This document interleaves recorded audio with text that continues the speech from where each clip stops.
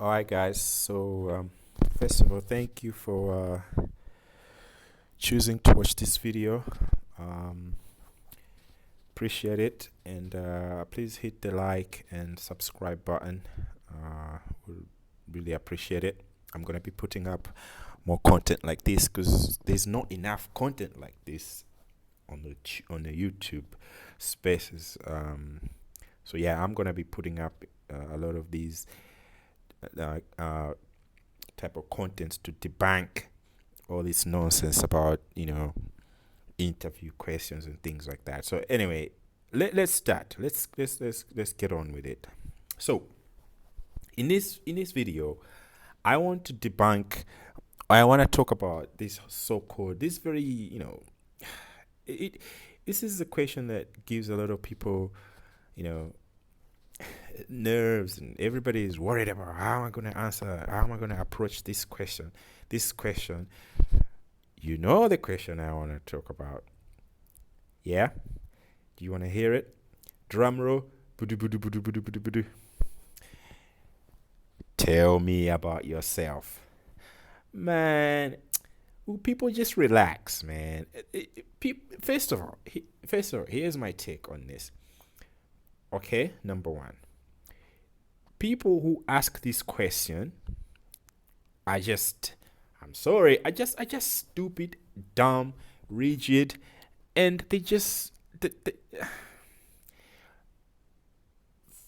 interviewers. Okay, first of all, interviewers, this is for you too. Actually, this is mostly for you. Stop asking that dumb question. You stress a lot of people out, and it doesn't give you useful information anyway. But you want to stick to that question because you've read you've seen all these YouTube videos about this is how to answer the question. Tell me about yourself. Oh, you it's just traditionally 20 years ago this question has been answered, and has been asked, and you want to stick to that same question. No, bro, things have moved on. Okay, there's better ways to interview people. There's better ways to ask that question and get productive answers from the candidate rather than tell me about yourself. And what if the candidate is really, really suitable for that job? Okay, but when you ask them, tell me about yourself, they go on a tangent and start talking about, yeah, you want to hear about me? I like football. I got two sisters. I was born in that such a country. I like such food. Yeah, what else you want to know? Yeah, I like going on holidays to that place and that. And then you have to be like, oh man, that guy is such a terrible candidate because they when we asked them, tell me about yourself, they didn't link it to the job. Well, you asked them to tell you about themselves, then they told you that's who they are. I know some of you are saying, well, if that candidate can't figure out that you know it's an interview for a job, why would you talk about the food you like? Well, you never know. It's a bad that's my point. It's a bad question. If you really wanted to know about the person's professional journey, why not just ask about that? So we'll get into that, like in terms of alternative ways to ask that question. But first of all, I just want to, first of all, in the first few minutes of this rant, yeah, it's probably a rant. I want to say, man, seriously, I hate that question. I have been interviewed before many times, and I have interviewed candidates myself many times.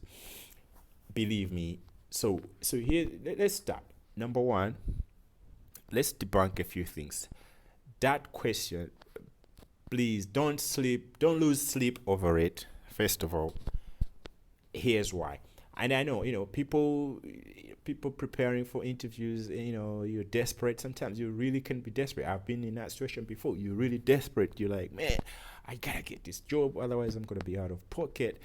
So and you go on these YouTube videos, and then these guidances on the internet, and all they're telling you is, oh, tell me about yourself, tell me, and you're so stressed and anxious about this question. Don't be so stressed and anxious about that question, okay? Number one, like I said, people or organizations who ask that question as it is, or who rigidly or religiously ask that question, first of all, they're dumb. They are probably organizations or hiring managers that you shouldn't be working for anyway, because people have moved on from. I have never been to a progressive, forward-looking organization that will just tick off the boxes and start asking questions like, tell me about yourself. Some of these people, they're just there because this is the questions they were asked 20 years ago when they were like, starting their career at 20 or 21. Things have moved on. There's more subtle ways of getting that information from candidates. Not even subtle. There's better ways. Okay, and I'm going to get to that. So, number one, I just wanted to debunk that. First of all, if it makes you feel better, hiring managers or agents, these hiring agents or representatives, whatever you want to call them, who insist that this is the most important, man, no, it's not. Okay, I have spent hours preparing, having a perfect pitch for this question, and it never came up.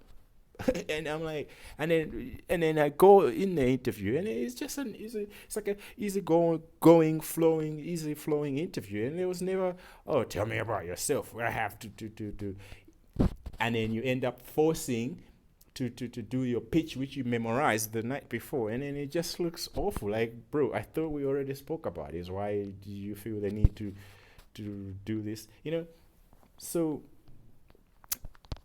if it gives you a little bit of relief in terms of your anxiety, please don't.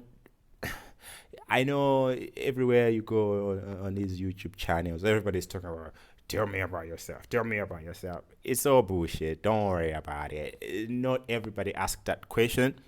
If anything, there is better ways or other ways they will ask that same question. But some of them, they don't even want to ask that question. They're just trying to find out, what are you going to bring to the job? What is this thing about? Tell me about, why are you so... Man, it's so frustrating. And then the sad thing is, all these YouTube channels, they're because it's become such a big question, everybody is just piling on, talking about, how to answer, and there's so many contradictory answers, and you be like, what? Oh yeah, and people have come up with all these strategies, answer it this way, that way. Forget about it. It's, first of all, yes, people will want to know about you professionally. Some of them will want to know about you in your, not personal life, but outside of work. Yeah, people might ask, yeah, so what do you do to relax? Whatever, it's up to you.